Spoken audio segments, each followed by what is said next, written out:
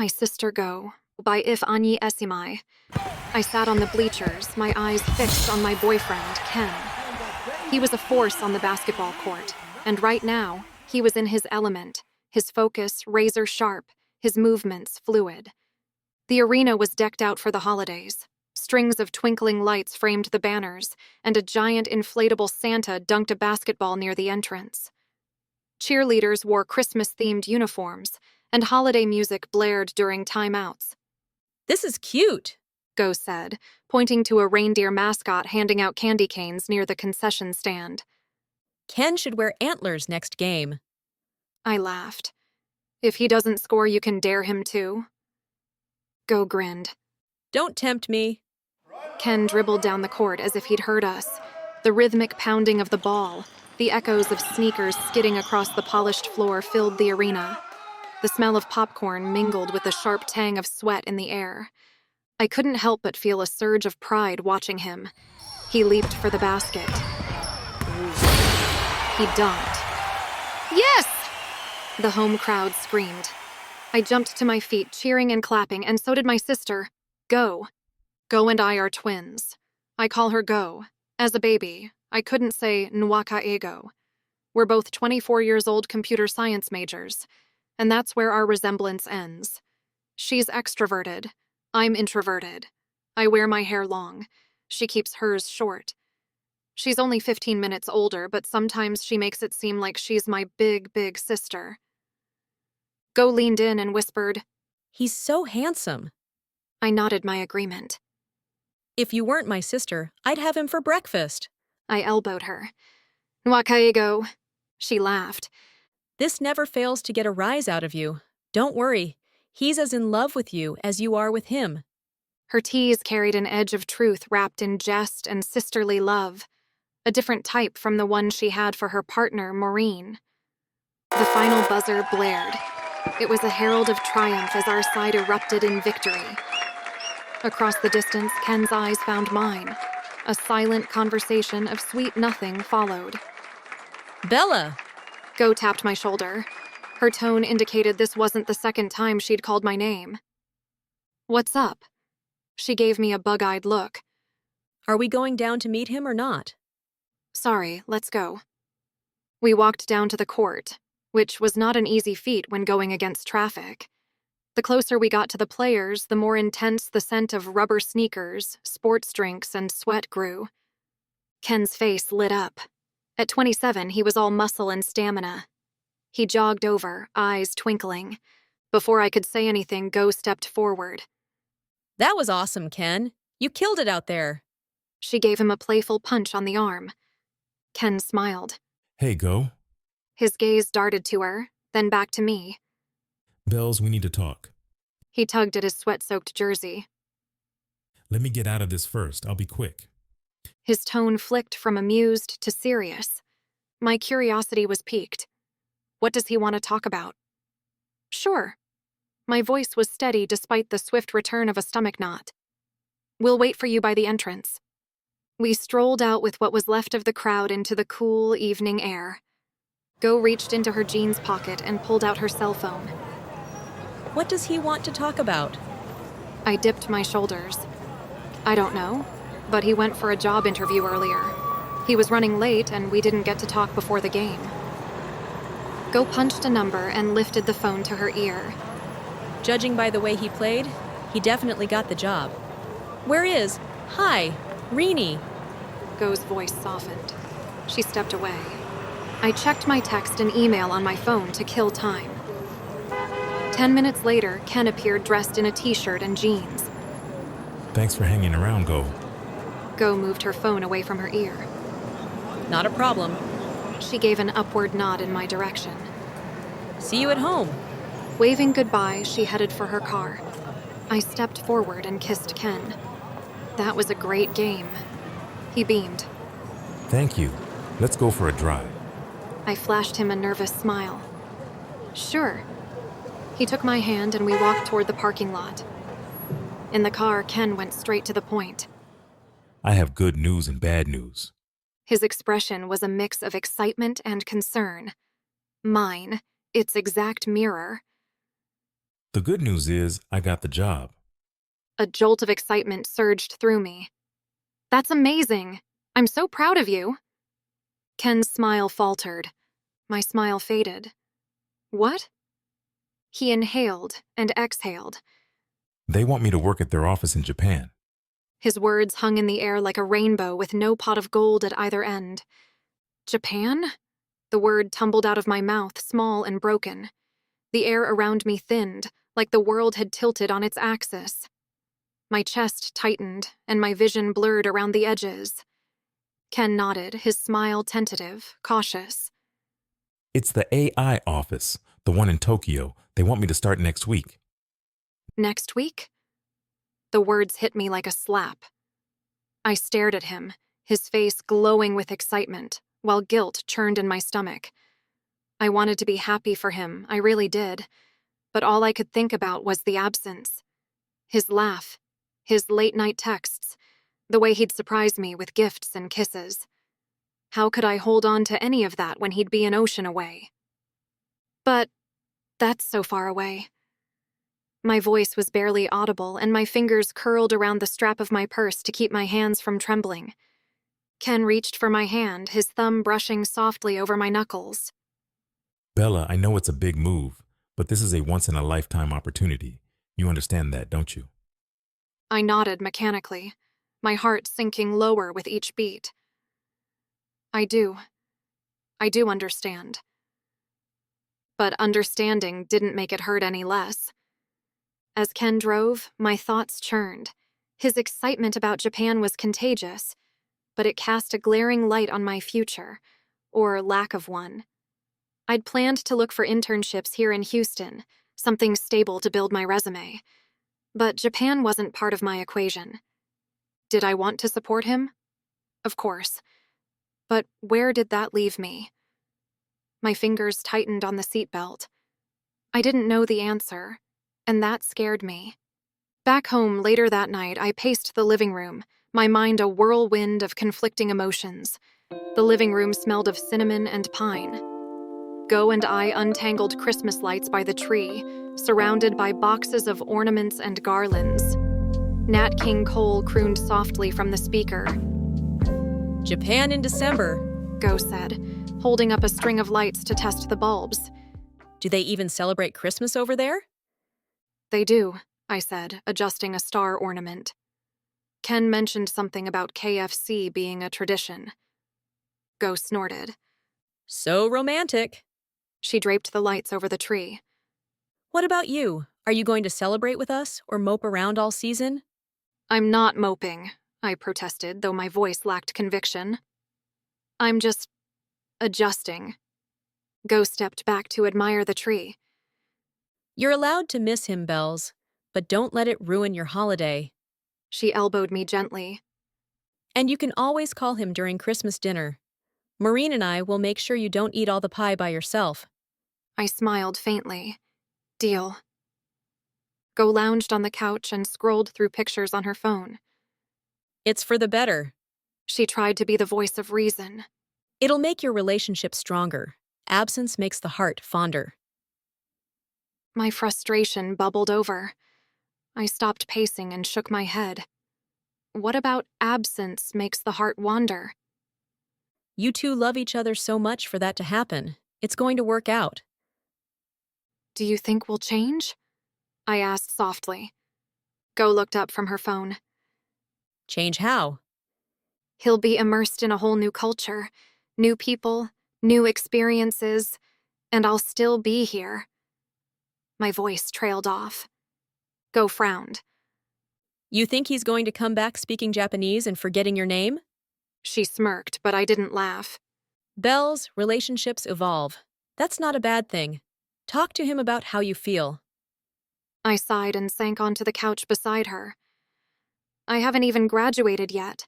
I can't just follow him to Japan. And he leaves in a week. A week? They really want him. I turned to her. Yes. Go pursed her lips. Then her eyes widened. Why don't you throw him a send-off party? Something memorable. I hesitated. A party? I don't know. Make it a surprise. Go sat up and threw out her hands. I'll help. The thought of doing something special for Ken made me smile. All right, let's do it.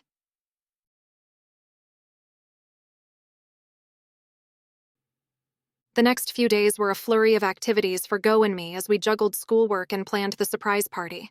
Mom and Dad agreed I could have it at home. You're putting so much effort into this party, I said, watching Go jot notes.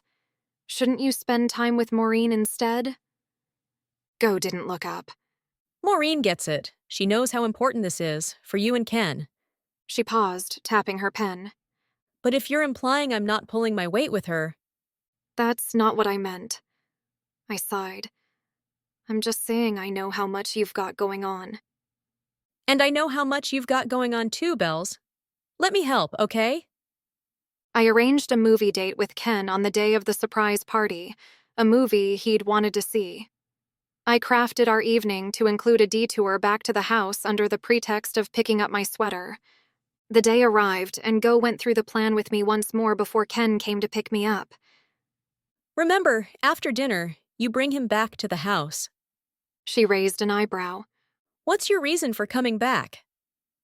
I rubbed my neck. The reason vanished from my mind like a dog after a frisbee. To make out? Go cocked her head and raised a finger. Don't forget, you're coming to get your sweater. Sweater, yes, right. Then, I'll take care of the rest. Ken picked me up by 5 p.m. Like me, he was dressed in business casual, a button-down shirt and chinos. I was in a knee-length red dress, adequate for a December evening in Houston. I could barely contain my excitement. At the restaurant, Ken pulled out my chair. I should be the one treating you. I smiled. Perhaps next time. My stomach tightened. Would there be a next time? Dinner was perfect. The conversation flowed easily between us. The invisible weight on our shoulders, long-distance relationships, deftly sidestepped.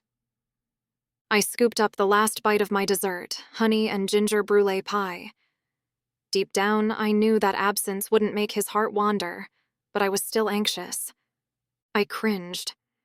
How did I even come up with a wandering heart? Worst of all, say it out loud to Go. Ken would never do that to me. What's wrong? A frown creased Ken's face. I put my spoon down. I'm just wondering when we'd spend time like this again. I love you so much. My voice caught. Ken took my hand and massaged it softly. His Adam's apple bobbed.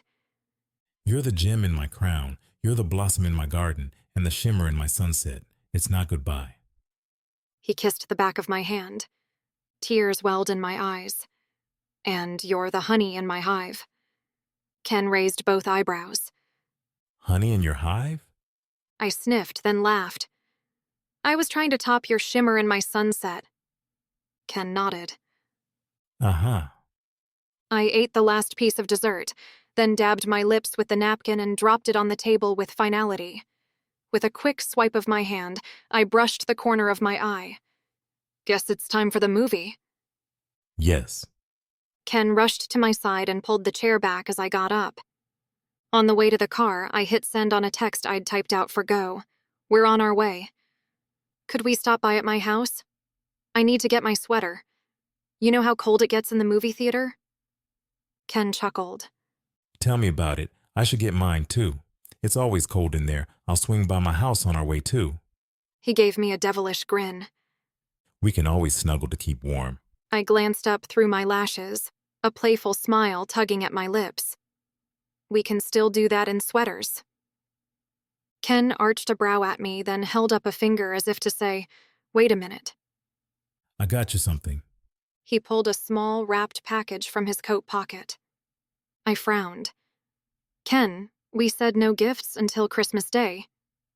Technically, it's Christmas week. He said with a grin. And I won't be here. I peeled back the wrapping to reveal a delicate silver bracelet with a basketball-shaped charm. My throat tightened. Ken, this is beautiful. It's so you don't forget me while I'm away. His voice softened, his teasing grin giving way to vulnerability. Like I could ever forget you. The words came out barely above a breath. My fingers brushed the charm. I reached into my purse. I got you something, too. Really? And you just admonished me. Ken opened the small box. Inside, a leather keychain with its rich brown surface embossed with his initials lay beside a tiny map of Texas. So you don't forget where home is, I said, watching his face for his reaction. He pulled me into his arms, his chin resting on my head. I won't. Minutes later, Ken pulled into our driveway. Strings of twinkling lights framed the windows, their glow muted against the dark. A wreath hung crookedly on the door, and the faint smell of pine lingered in the crisp air. Your house looks so festive. Ken said. And I like the lights. Go's idea, I said, a knot forming in my stomach. She's been in full holiday mode since Thanksgiving. But it doesn't look like anyone is home. I'd never lied to Ken and didn't want to start now. I twisted the truth. I'm sure someone is in there, unless Mom and Dad decided to go out for dinner. I opened the car door and stepped out. Are you coming? Oh, Ken opened the door and hurried out. I thought it was a dash in and dash out. Yes, but every minute we spend together counts. I marched in sync with the chirping of crickets, the crunch of gravel beneath my shoes, and the steady boom, boom, boom of my heartbeat echoing through my ribcage. At the door, the silence pressed against me, thick and stifling. My hands fumbled with the key as my thoughts spiraled. Had Go forgotten? Had she bailed on me at the last minute? My phone buzzed in my purse, and I snatched it eagerly, but it was just a notification from my bank. I glanced at Ken, who stood beside me, patient but puzzled. Everything okay? He asked. I forced a smile. Yeah, just tired. With the illumination from the screen, I found my key, but my hands shook. The key clattered to the ground, loud and sudden, and I jumped as though I'd been caught. Darn it. Ken bent down, his phone flashlight flicking on. I got it. The light sliced through the dark, and I caught the sharp edges of his grin. Nervous? I managed a weak smile and slipped the key into the lock. Why should I be? My voice wobbled, betraying me. Just cold. The door creaked open. Remembering Ken was the guest of honor, I stepped aside and waved him in. I swallowed hard. My ears strained for any sound. Footsteps, whispers, anything. But the house held its silence like a secret. The emptiness pressed on my chest. Every muscle in my body was tense, ready to spring into action. Any moment now, the lights would come on and our friends would jump out and shout, "Surprise!" My pulse raced. I braced myself. For laughter. For Go 1 second, 2 seconds. Nothing happened. I stood still like I was posing for a picture. The light flicked on, harsh and bright. I froze, my eyes stinging in the glare. Ken released a breath, laughing softly. There we go. Much better. My eyes darted around the room like a strobe light at a nightclub. The house was empty, truly empty. No surprise party. My heart sank. Did Go bail on me? Ken smiled. A victorious smile as if he knew something. I was right. Nobody's home. I'll grab my sweater. My voice trembled slightly. I walked to the staircase, looked up, and a renewed surge of hope took over. Maybe they're hiding upstairs. I bounded up the stairs. But the rooms were silent, empty. Sams. Ken was waiting at the bottom of the stairs. Everything okay? I nodded, not trusting myself to speak. Everything definitely wasn't okay. I pulled on my sweater, trying to shake off the chill that had settled deep within me. Ken clapped and rubbed his palms together. All right, let's go. I'll grab my sweater, and it's movie time. On the way to Ken's house, my stomach felt like origami shapes, folding and refolding with each passing moment.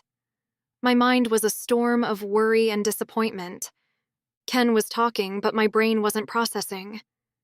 I texted Go. No response. I called. It went straight to voicemail. Either her phone was out of juice, switched off, or something terrible had happened.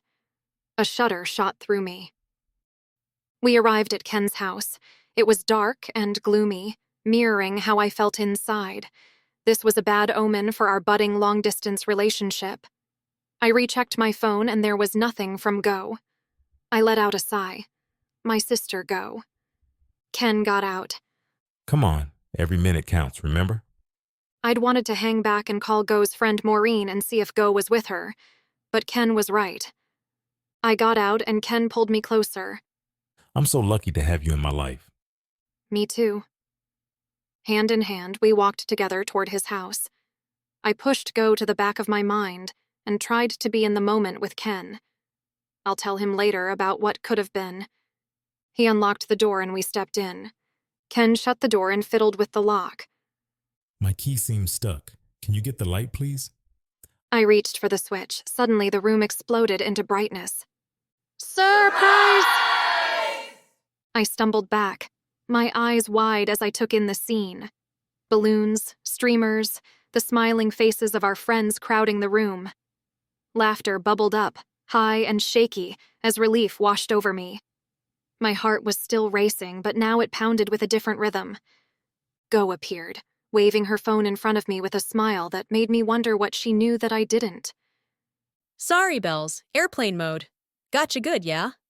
I laughed breathlessly. You did. But why here? This was supposed to be Ken's surprise at our house, not mine. Trust me, the best is yet to come. Go's smirk held a glimmer of mischief, but I didn't have time to question it. Ken's hand slipped into mine, and when I turned to look at him, my breath caught. His eyes held something I couldn't quite place. Nerves, excitement, love. All at once. Then, without a word, he let go of my hand and dropped to one knee. The air left my lungs in a rush. Ken, what are you— Bella. His voice was steady, but his hand trembled as he pulled a small velvet box from his pocket. You are the gem in my crown, the blossom in my garden, the shimmer in my sunset. I love you more than anything in this world. Will you marry me? Time seemed to stand still. Tears blurred my vision as Ken's words echoed in my mind, the shimmer in my sunset. How had I ever doubted this? Distance didn't matter. What mattered was this, the love we'd built together, strong enough to cross oceans and time zones. I pressed both hands to my face and blinked furiously, convinced this had to be a dream. But when I lowered my hands, Ken was still there, on one knee, waiting for me, his love steady and sure. Yes, I whispered, then louder, as joy swelled in my chest. Yes! 1,000 times, yes! Cheers erupted around us. Go threw her arms in the air like she'd won a trophy, tears streaking her cheeks as she shouted, I knew it! Ken slid the ring onto my finger, his hands warm and steady against mine. I looked at him, and for the first time in days, my mind was at peace.